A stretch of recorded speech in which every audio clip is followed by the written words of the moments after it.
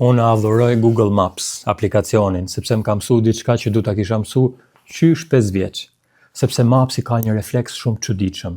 Sa herë gaboj apo humbas një kthes, nuk të gjykon fare, nuk të thot, "Ej, a i ke syt mball, bo ç'ja fute vetes", ose "Pse hutohesh, ku e ke mendjen", fare.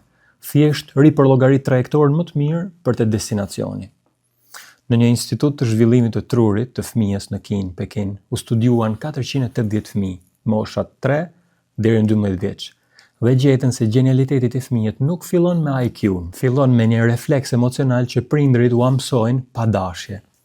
Ajo që i dallonte fëmijët e talentuar nuk ishte as kujtesa, as përqendrimi, as zgjidhja e problemeve, ishte një refleks delikat që matej në 30 sekondat e para pasi fëmia bënte një gabim.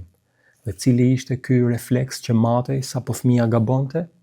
Sa shpejt relaksoi fytyra e fëmijës. Dhe tani gjetja e dytë e studimit. Ai refleks nuk ishte i lindur, kopjohet nga prindërit.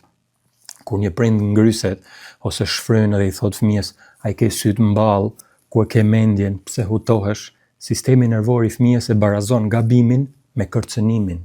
Ndërsa kur prindërit modelojnë kureshti, "Pse rrëshqitja jo gota? Qa ndodhi që u pengove?", truri e lidh dështimin me eksplorimin. Dhe brenda një jave, nivelet e kortizolit të fëmijët ranë me 22%. Dhe detyra që kërkonin zgjidhje kreative u përmirësuan me 68%. Konkluzioni përfundimtar pra që mahniti sallën ishte ky. Genialiteti nuk është gjenetik, është stabilitet emocional nën gabim.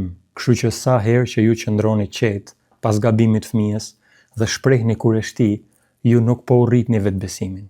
Ju po instaloni aplikacionin Maps në trurin e tij